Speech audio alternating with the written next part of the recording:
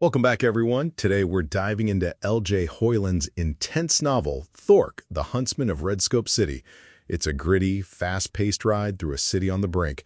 And while there's plenty of action, we want to peel back the layers on something deeper, the themes of love and betrayal. Absolutely, Theodore.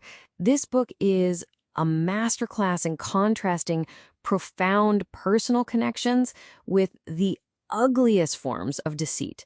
Right from the dedication, Hoyland sets a tone of unwavering loyalty to his best friend Tom, highlighting companionship and support. The source text emphasizes how crucial Tom was to the author's confidence and guidance on this rewrite, even mentioning his tragic passing shortly before publication. Then you step into Redscope, and it's a total emotional free-for-all. It's like a warm hug followed by a punch to the gut. The author's real-world loyalty to Tom shines through, and then he throws us into this fictional world where loyalty is a dangerously fluid concept. Let's start with what might seem like the purest form of love here, Jack and Lisa. Ah, Jack and Lisa, the childhood sweethearts. Their reunion is almost cinematic. Jack fresh from Afghanistan, and Lisa trying to rebuild her life after rehab.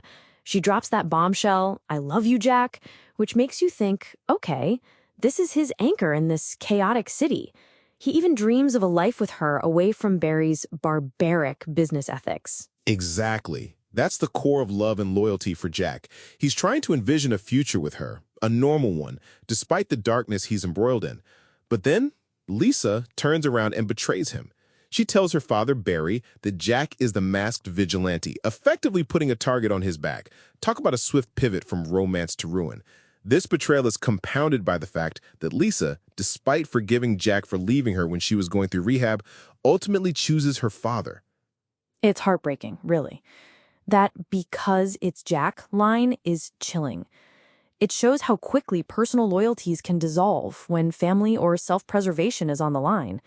It's a prime example of how the author weaves his own understanding of profound loyalty into the narrative, only to show us its brutal inversion in Redscope. We also see that Lisa was a huge factor in Jack joining the army in the first place. And speaking of family, let's not forget Jack's own father, Lester Harrison. Jack comes back from war, looking for a semblance of family connection, and Lester is this cold, distant figure who's part of the corrupt Red Tie Club. When Jack confronts the club, his own father dismisses his efforts, mocking him. The source text notes Lester's cold heart, mentioning how Jack's arrival was met only with a handshake, not a hug, before he was shunned out into the cold. Then there's Barry Worthington himself. He's Jack's godfather, gave him his first job, then pulls him back into Redscope with another. Jack, initially loyal, says, "Give me the word and I'll do it," when Barry asks for help. But Barry, the architect of betrayal, asks Jack to kill Raul Perez, then to cover up the murder and subsequent disposal of the body, and ultimately is willing to throw Jack under the bus to save himself, even suggesting Jack could be framed for Ian Stevenson's death. That's a mentor figure gone completely rogue. Barry embodies pure, self-serving evil. He doesn't just betray Jack, he uses everyone. He blackmails Ian Stevenson, plots against Casey Jones, and exploits his long-standing relationship with Roy Craven. Even while Roy has dirt on Barry, like the murder of a girl years ago, which Casey eventually revealed. His character perfectly illustrates the author's exploration of profound evil. It's not always grand. Sometimes it's just ruthless self-preservation wrapped in false promises, like his Robin Hood of Redscope persona. It's a stark contrast to the loyalty Hoyland celebrates in his dedication. You have this real-world bond between friends, and then you see Barry, who betrays everyone around him without a second thought. He's the ultimate wolf in sheep's clothing, profiting from the city's misery, something Norman points out when discussing the scarcity of wealth. But amidst all this treachery, we do see glimmers of genuine loyalty, which ties back to the author's theme of companionship. Norman and Danny stand by Jack. Norman risking everything helps Jack investigate and even gives that emotional speech about their lifelong friendship. "I've never had mates like you. I just want to thank you." That's powerful. Norman also helps Jack hide his suit and then rescues him from the docks. And Danny, without hesitation, builds Jack the suit, provides the tech, and even states this will defend together.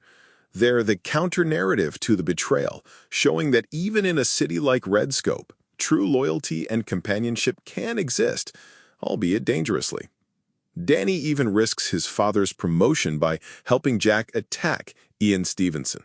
It's almost as if Hoyland is saying that while betrayal and evil can permeate every aspect of society, as seen in the Red Tie Club's control over Redscope, and its deep governmental ties like Mayor Anchor's involvement, genuine bonds are what ultimately give someone like Jack the strength to fight back. His nightmare where everyone, Lisa, his father, the Red Tie Club, is accusing and betraying him perfectly encapsulates his internal struggle with these themes. The core message is that loyalty, like the author's dedication to Tom, is a choice that defines character, whether for good or ill. The city of Redscope itself, with its divine corruption and lawlessness, becomes a character, symbolizing a world where these values are constantly tested and often corrupted. It's a compelling look at the human condition under extreme pressure, highlighting that the corruption isn't just criminal, but systemic, involving judges, politicians, and police like Ian Stevenson.